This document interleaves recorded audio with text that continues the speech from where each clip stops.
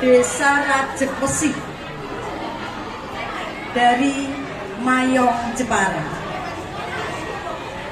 Pada suatu hari ada seorang pujangga yang sedang mengembara. Pujangga itu bernama Bapak Murtado alias Bapak Murtolo. Bapak tersebut memiliki jiwa pengembara yang luar biasa. Pada saat itu ada seorang raja dari Mataram yang di situ punya putra baru lahir. Lahirnya adalah pada saat menjelang sore.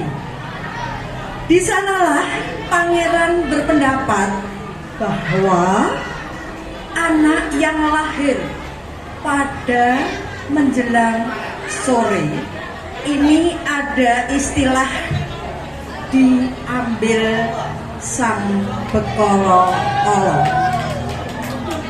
Namun pada saat itu sang pangeran ini berpendapat, saya pernah kenal yang namanya seorang pujangga yang namanya Mbah Murtado atau Bapak Murtolo.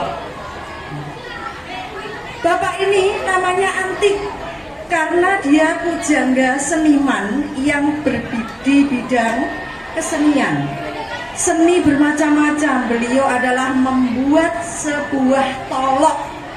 Tolok itu apa? Tolok itu adalah tempat untuk meletakkan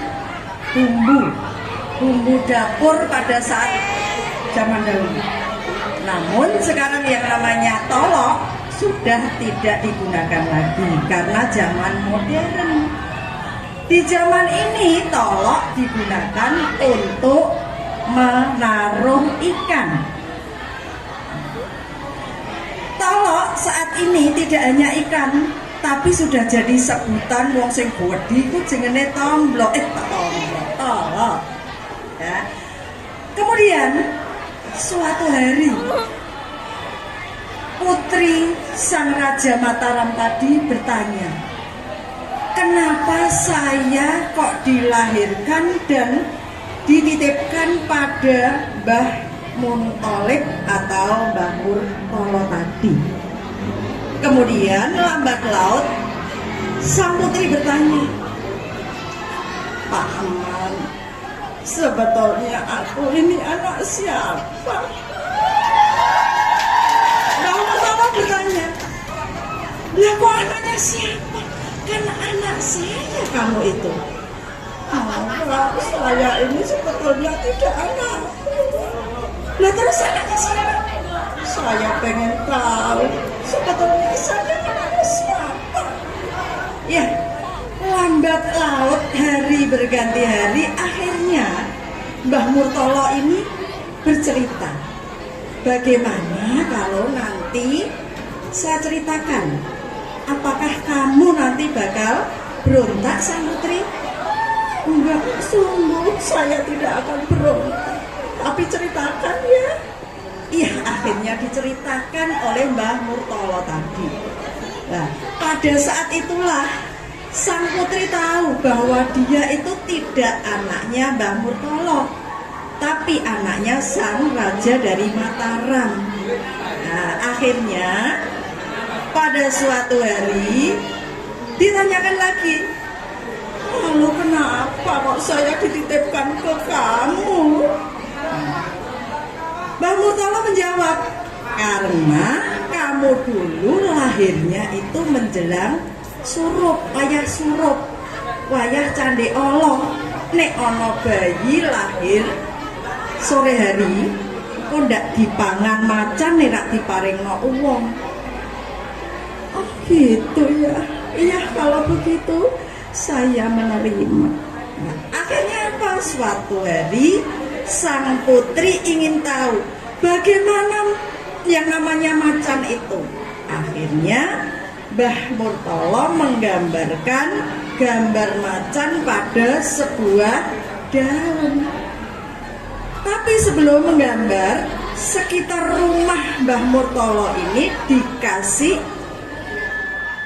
pagar besi. Biar apa ini pagar besi? Pagar besi dipasang supaya harimau yang akan memangsa putri tidak jadi. Akhirnya sang putri melihat gambaran dari Mbah Murtala tadi sambil menggambar, Mbah Murtala menggambar. Akhirnya tanpa sengaja sang putri hilang. Loh, kemana? Kemana sang putri? Di mana kamu sang putri? Sang putri. Akhirnya sang putri ini tidak ada.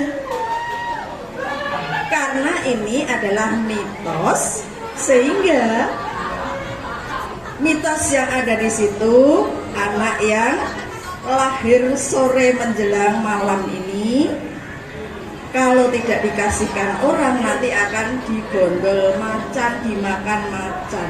Tapi dengan adanya pagar yang sudah ada di sekitar itu, sang putri tidak dimakan namun hilang entah kemana, karena itu memang yang namanya surup mulakno cah zaman saiki ora entuk nek surup iku keluyuran.